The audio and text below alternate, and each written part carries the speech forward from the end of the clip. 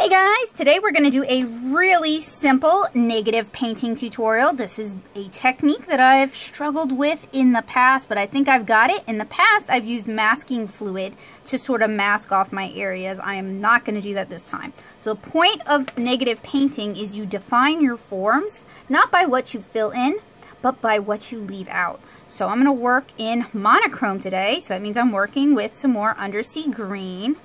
And I want to get a color that is dark enough that we're going to get some contrast. And I am using the splatter sample from the other tutorial we did. So I'm going to do some leaf designs, mainly because I can sort of freehand them in.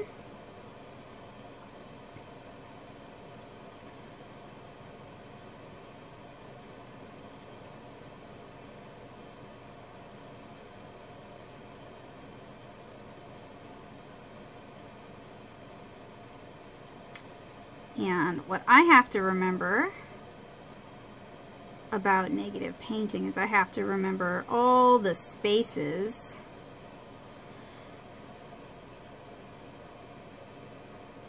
that I want to reserve in the next layer.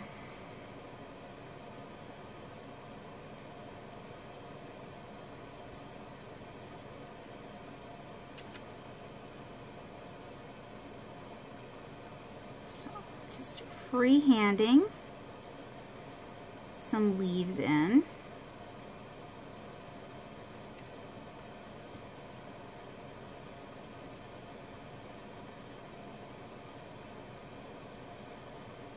And I'm trying to leave enough reminders to myself that I'll be able to come back and fill in the next layer darker. Because what we're doing is we're building up color. And this could be really striking if we brought in a little bit of blue, but I really do want to stick with that undersea green. So I'm going to, while it's wet, go ahead and dab in some darker undersea green.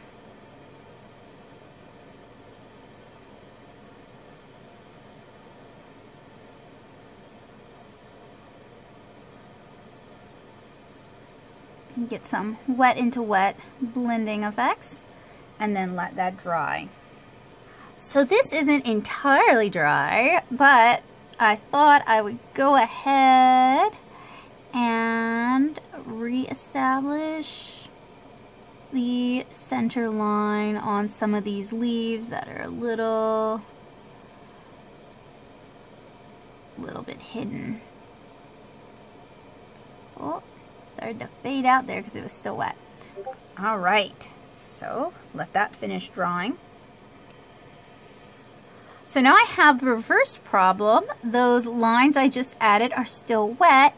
Everything else is dry. So I'm going to go ahead and move on. So with my next layer, I'm going to outline more leaves and try not to stray into the areas that I've reserved. That's gonna be a little hard for me.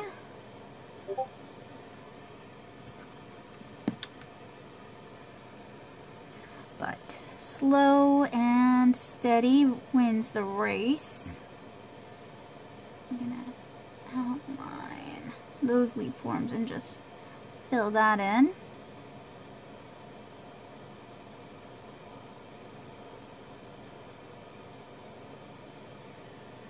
And see, I strayed a little bit there.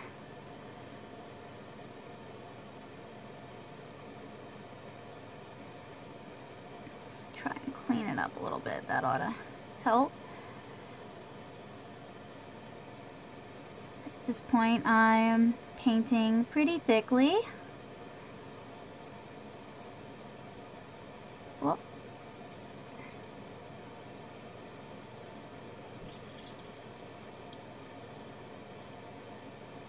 And do a shadow there.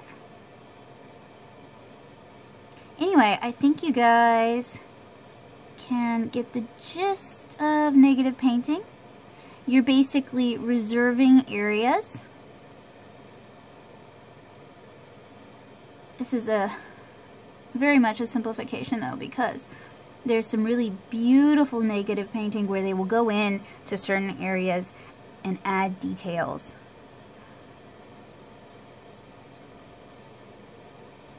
So I highly recommend you Google negative painting. It's not sad paintings, it's just paintings that leave negative space, if you think this technique is interesting.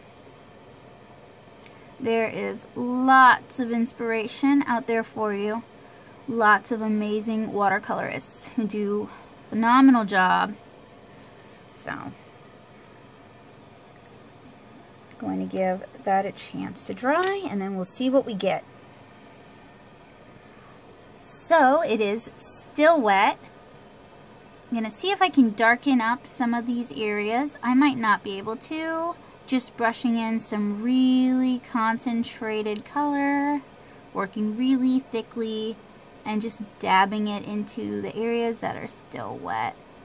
I may not be able to get a whole lot more contrast in color. With this color, I might have to, if I were going to continue to work this, I might have to switch to another color entirely. And if that was the case, I would use a blue-green or a cool toned blue, maybe like an indigo.